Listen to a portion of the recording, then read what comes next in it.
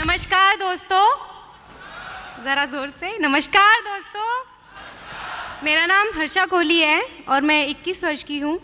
मैं दिल्ली में रहती हूँ और बाय प्रोफेशन में एक टीचर हूँ। मेरी क्वालिफ़िकेशन, मैंने ग्रेजुएशन की है और मैं एक आर्टिस्ट भी हूँ।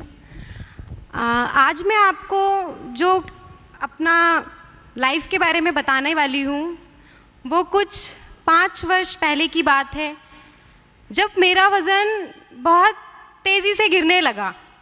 तो एक लड़की होने के नाते मेरे अंदर एक खुशी की लहर आने लगी कि लोग तो अपना वज़न डाइटिंग करके पार्क में दौड़ते हैं, जिम में इतना पैसा बहाकर ये सब मशक्क़त करके अपना वज़न कम करते हैं, और मेरा वज़न तो अपने आप ही कम हो रहा है।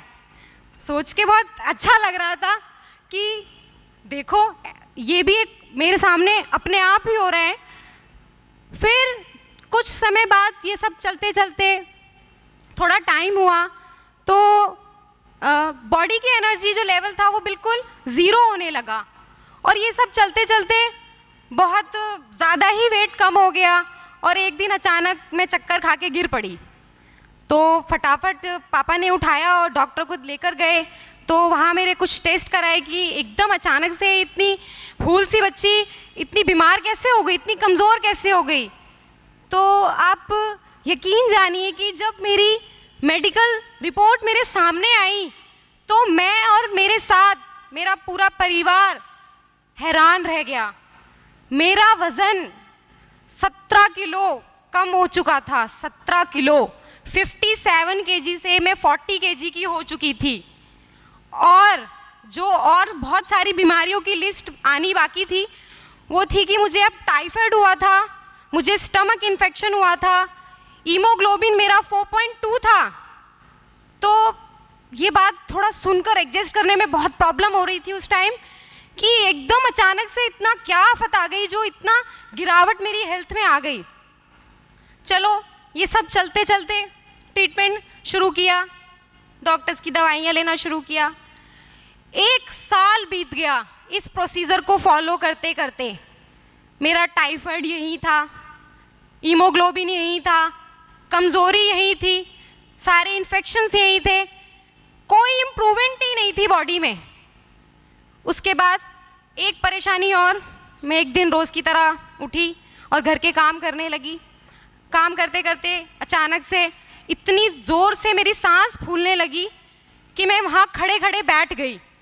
तो मैंने मम्मी को बताया। मम्मी ने देखा कि ये इतनी तबीयत ख़राब होने के बाद ये 3 प्रॉब्लम तो इसकी सॉल्व नहीं हो रही हैं और ये चौथी बीमारी इसको क्या लग गई है। मुझे पापा डॉक्टर के पास लेके गए। डॉक्टर से बात की कि डॉक्टर 1.5 साल हो गया है बिटिया का इलाज होते होते, इतनी महंगी दवाइयाँ, इसके अंदर कोई आराम नहीं है।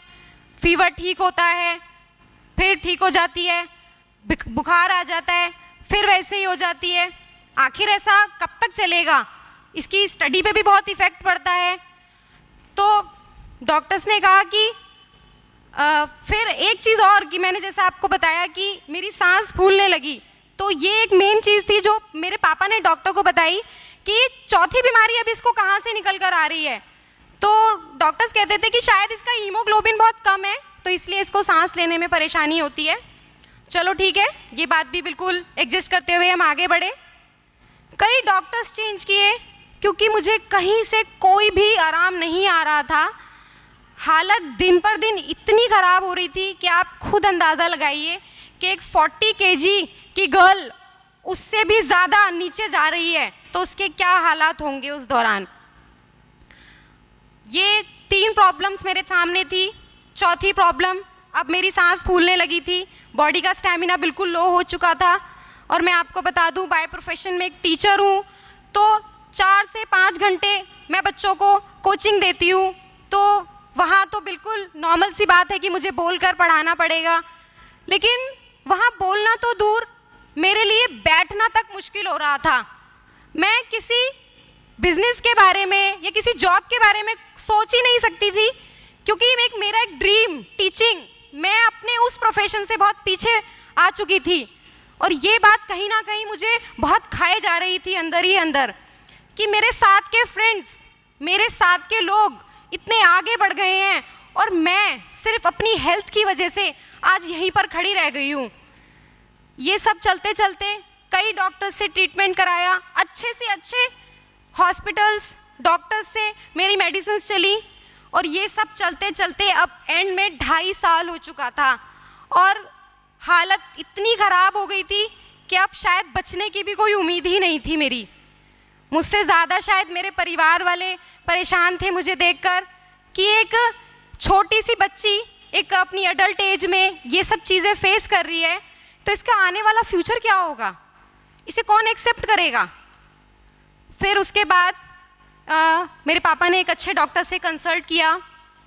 उन्होंने पापा को बताया कि अब इनका जितना ट्रीटमेंट होना था हो गया, अब एक काम कीजिए, अब जो कुछ हो सकता है, जो आपकी बेटी के अंदर लक्षण दिखते हैं वो दमा के लक्षण हैं, इसको दमा की शिकायत है। तो वो सब चलते चलते पापा भी बहुत डर गए कि दमा की शिकायत, तो मुझे फाइनली वहाँ से पटेल चेस्ट रेफ़र कर दिया गया।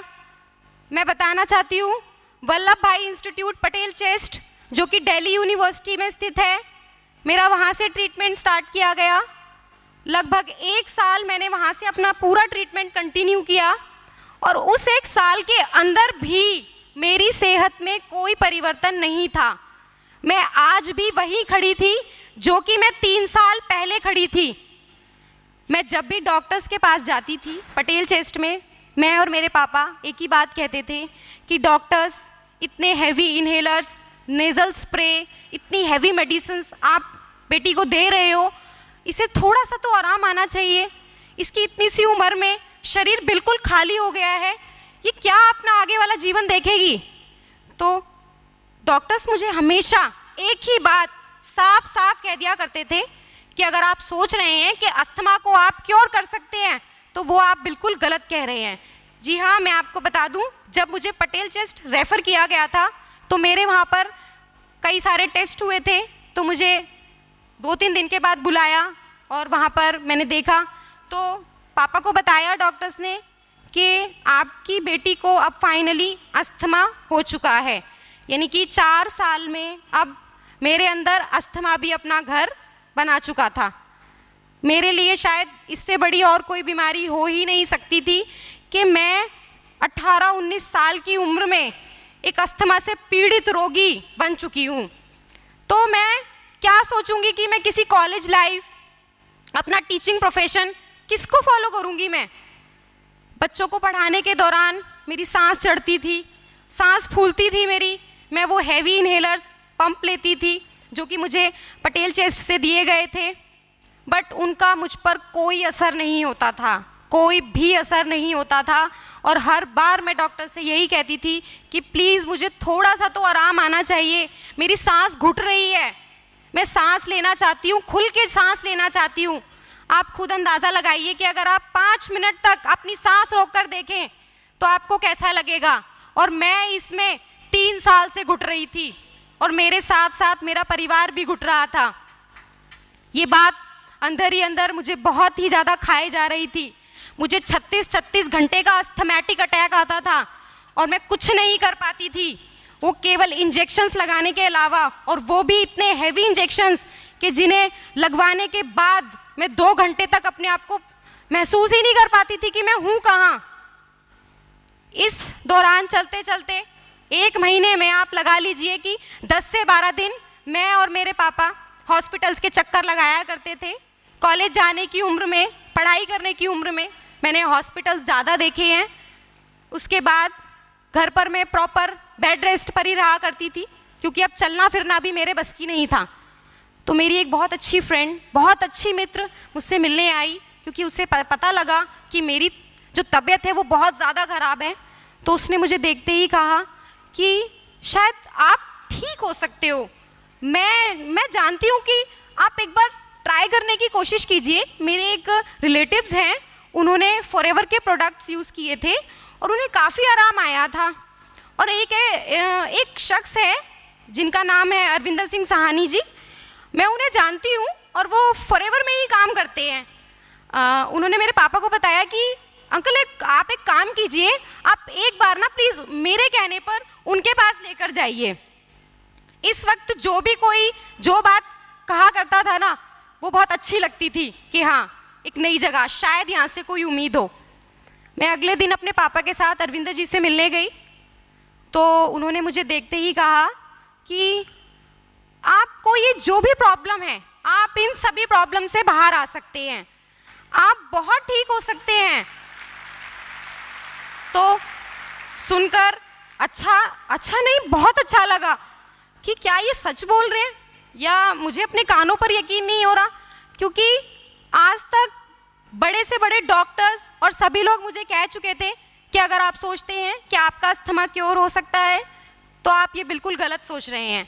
लेकिन एक ऐसा शख्स जिसने पहली बार हमें हौसला देकर कहा था कि आप ठीक हो सकते हो, आप ये सारी प्रॉब्लम से बाहर आ सकते हो, तो बस फिर क्या, बस मन में जैसे पता नहीं खुशी के घोड़े दौड़ने लग गए।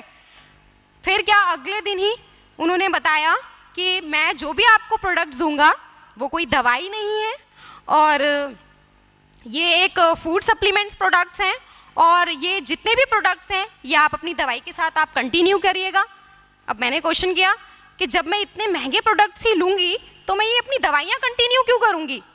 तो सर ने मुझे बताया कि ये आपकी प्रॉब्लम्स को ओवरकम करते हुए एक दिन आपको इन सभी दवाइयों से छुटकारा मिल जाएगा। फिर क्या, फिर ये सारे प्रोडक्ट लेना शुरू किया, जिसमें मेरा प्रोडक्ट्स थे aloe berry nectar, garlic thyme, Forever Bee Honey और फील्ड्स ऑफ ग्रीन। इन सभी प्रोडक्ट से मैंने अपने ठीक होने की शुरुआत की। उसके बाद 15 दिन में बहुत अच्छा महसूस होने लगा, हाँ थोड़ा सा नई जिंदगी मिलने लगी। उसके बाद 1 महीना और बीतता गया, 1 महीने बाद और अच्छा लगने लगा, मन करा कि अब दवाई फेंक ही दूं।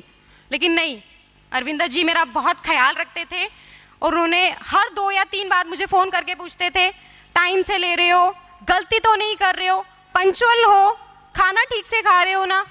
तो इसलिए उनका थोड़ा बात मानते हुए अभी मेडिसिन्स मैंने स्टॉप नहीं की थी। 1 महीने बाद मेरी तबीयत बहुत ज़्यादा ख़राब हुई, तो बहुत गुस्सा आया सोच के मुझे भी, पापा को, कि ये प्रोडक्ट्स कहीं टेम्परेरी तो नहीं है कि अभी कह दिया आप प्रोडक्ट्स ले जाओ और इसकी तो हालत बचने लायक नहीं है। कितने प्यार से बेवकूफ़ बनाया है। गुस्सा आने लगा सोच के, मुझे तो सबसे ज़्यादा गुस्सा आ रहा था। उसके बाद फिर पापा ने अंकल से सर के पास जाकर उनसे बात की कि बिटिया की तबीयत तो बहुत ज़्यादा ख़राब हो रही है, आपने क्या दिया है उसे। तो उन्होंने उन्हें बड़े प्यार से समझाया, मुझे भी बड़े प्यार से समझाया कि देखिए ये जो भी उसको प्रॉब्लम हो रही है ये एक पॉजिटिव पॉइंट्स हैं, ये इसकी हेल्थ में इम्प्रूवमेंट के पॉजिटिव पॉइंट्स हैं। ये एक हीलिंग प्रोसेस है इन प्रोडक्ट्स का, जो कि आपको प्रॉब्लम होगी लेकिन उसके बाद आप 6 महीने विश्वास कीजिए आपको बहुत बेहतरीन रिजल्ट मिलेंगे। 6 महीने, आप जानिए कि 3 महीने बाद मैं अपने वो सारे स्प्रे, इनहेलर्स और सारी मेडिसिन के नाम तक भूल चुकी थी कि ये शायद ये मैं कभी लेती भी थी। 3 महीने में ही मैंने ये सारी चीज़ें बंद कर दी लेना। और एक दिन अचानक से पापा ने मुझसे पूछा कि तेरी दवाइयाँ पटेल चेस्ट वाली और ये स्प्रे ख़त्म नहीं हो रहे हैं, ऐसा क्या हो गया। तो मैंने बताया कि पापा वो तो मैंने लेना ही छोड़ दिया। तो पापा कहने लगे कोई प्रॉब्लम भी नहीं हो रही। मैंने कहा हाँ पापा मैं बिल्कुल ठीक हूँ।